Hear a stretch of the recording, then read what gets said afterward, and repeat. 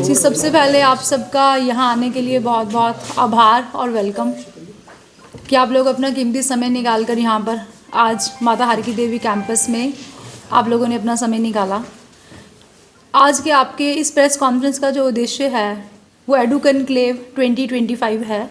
जैसे कि edu conclave 2023 किया गया था, बीच में 1 साल का गैप रहा। इस साल फिर से हम 400+ प्रिंसिपल्स, डायरेक्टर्स पंजाब, हरियाणा, राजस्थान, दिल्ली सबको एक प्लेटफॉर्म पर लाने का काम कर रहे हैं। इसका उद्देश्य यही है कि सारे स्कूल कॉलेजेस के जो प्रिंसिपल्स हैं हमारे पास वो एक प्लेटफॉर्म पर आएँ, क्योंकि नेशनल एजुकेशन पॉलिसी 2020 आने के बाद Haryana is the only state जिसने सबसे पहले NEP को एक्सेप्ट किया है। जो चेंजेस करिकुलम में आने हैं, क्लासरूम्स में आने हैं, स्कूल्स में आने हैं, कॉम्पिटिटिव बेस्ड स्टडीज़ आनी है, उसके ऊपर एक खुला मंच सारे प्रिंसिपल्स को, डायरेक्टर्स को दिया जाएगा ताकि वो अपनी बात कह सकें। अगर किसी को किसी के टॉपिक के ऊपर कोई आपस में विचार विमर्श करना है तो वो किया जा सके। इसके लिए ये एक छोटा सा हमारा प्रयास है सभी शिक्षाविदों को एक मंच पर लाने का, और हम उम्मीद करते हैं कि हमारा मीडिया जो है, आप लोग भी इसको और ज़्यादा एडवर्टाइजमेंट के लिए, ताकि ज़्यादा से ज़्यादा शिक्षाविद हमारे साथ जुड़ सकें और इसका जो आउटकम है, जो ऑब्जेक्टिव है, वो पॉजिटिवली हम लोग अचीव कर सकें। इसके लिए ये आपकी एक छोटी सी हमने एक गेट टुगेदर बुलाई है। मैम, जैसा आपने बताया कि इसका जो मुख्य उद्देश्य है कि सभी स्कूलों को, शिक्षाविदों को एक मंच पर लाना, ऐसी क्या ज़रूरत पड़ी कि सभी शिक्षाविदों को पूरे हरियाणा के एक मंच पर खड़ा करना पड़ा?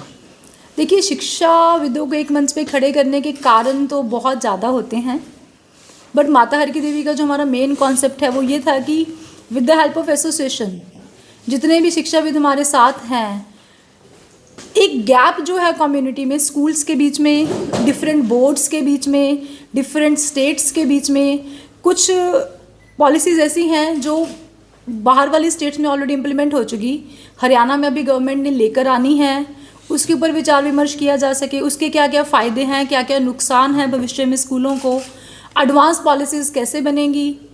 क्योंकि अगर हम उसके लिए शिक्षाविद पहले से खुद अवेयर नहीं हैं तो implementations will be very difficult. हाँ मैम, किस तरह के बदलाव जो ये एडुकेट कॉन्क्लेव लाने वाला है शिक्षा क्षेत्र में? देखिए, एडू कॉन्क्लेव का हमारा जो ऑब्जेक्टिव है बदलाव लाने का, वो ये है कि सबसे इम्पॉर्टेंट जो है वो है एजुकेशन पॉलिसी को इम्प्लीमेंट करना। एजुकेशन पॉलिसी को लेकर बहुत सारा भ्रम और भ्रांतियाँ फैली हुई हैं। कुछ एस्पेक्ट्स ऐसे हैं जो बहुत पॉजिटिव हैं और हर स्कूल को, हर स्टेट को उसको इम्प्लीमेंट करना चाहिए। कुछ पॉइंट्स ऐसे हैं जो इम्प्लीमेंटेशन से पहले स्कूल्स को खुद रीएनालिसिस करने चाहिए कि हम उसको किस एक्सटेंट तक इम्प्लीमेंट करें और किस एक्सटेंट तक हम लीगली उसको रोक लें। क्योंकि बहुत सी चीज़ें यहाँ पे ऐसी मिलेंगी जब आप उस डॉक्यूमेंट को पढ़ेंगे 450-500 पेज में, कि बहुत सी चीज़ें हैं जिनके ऊपर एक एक पॉइंट का जो मायने हैं वो शायद आज नज़र नहीं आ रहे, 5 साल बाद, 7 साल बाद, 10 साल बाद हर स्कूल के ऊपर उसका इम्पैक्ट नज़र आएगा। मैम, ये एडू कॉन्क्लेव जो होगा 21 दिसंबर को होना है, तो इसमें मुख्य एजेंडे जो है वो क्या रखे जाएंगे? जो आपने अभी बताया है यही रहेंगे या इनके अलावा भी कोई और मुख्य बिंदु है जिन पे फोकस किया जाएगा? सर देखिए, इसके ऊपर सबसे इम्पॉर्टेंट मुद्दा जो रहेगा वो SSSA का रहेगा। SSSA is a school authority जो एजुकेशन पॉलिसी में अभी प्रोस्पेक्ट की गई है गवर्नमेंट के द्वारा। हरियाणा में अभी इम्प्लीमेंट नहीं हुई है, कुछ स्टेट्स में हो गई है। उसके इम्प्लीमेंटेशन में क्या क्या प्रॉब्लम्स आई, क्या क्या एरियाज़ हमें वर्कआउट करने चाहिए एडवांस में, उसके ऊपर डिजिटल ट्रांसफॉर्मेशन है। एक तरफ से हम डिजिटल ट्रांसफॉर्मेशन को क्लासरूम में बढ़ाते जा रहे हैं, स्मार्ट क्लासेस एंड ऑल को, उसके जो साइड इफ़ेक्ट्स बच्चों के ऊपर, हेल्थ के ऊपर आ रहे हैं, बच्चों का mental health, social health, emotional health, as well as teachers का मेंटल हेल्थ, इमोशनल हेल्थ, और स्कूल लीडर्स का mental health and emotional health is equivalent important.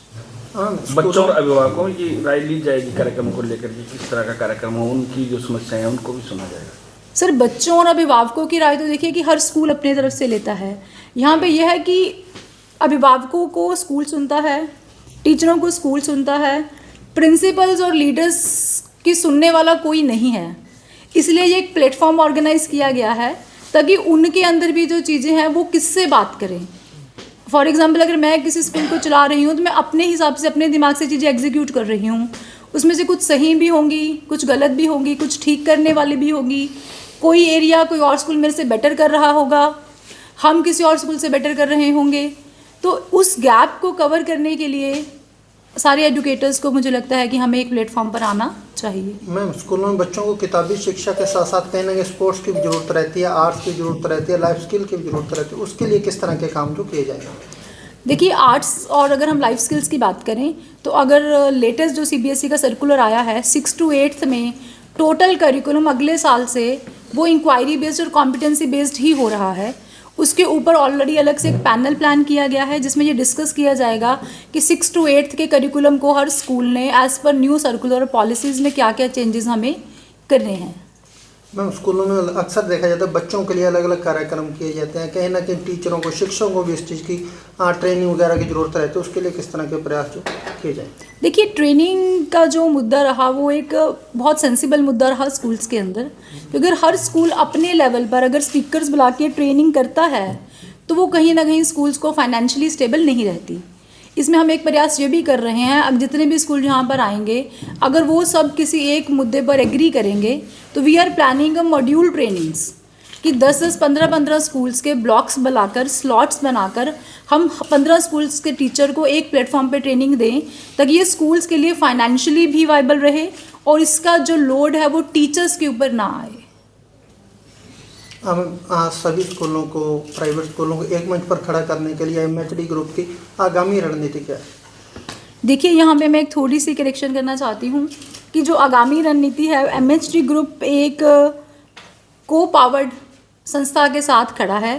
Actual में ये प्रयास जो हमारे साथ किया जा रहा है वो स्कूल एसोसिएशन हरियाणा और द सिरसा एसोसिएशन जो इनकी डिस्ट्रिक्ट एसोसिएशन है पंकज जी जिसमें है, स्कूल एसोसिएशन सिरसा, उसके साथ भी है। तो इसका कंसर्न यही रहेगा कि आने वाले सालों में भी अगर हर साल नहीं पॉसिबल हुआ, क्योंकि इसमें बहुत सारा प्रोसेस इन्वॉल्व हैं, बहुत सारे फाइनेंसेस इन्वॉल्व हैं, बहुत सारी मैन पावर रिक्वायर्ड है, ये हमारा एटलीस्ट 1.5 महीने का दिन रात का एफर्ट है।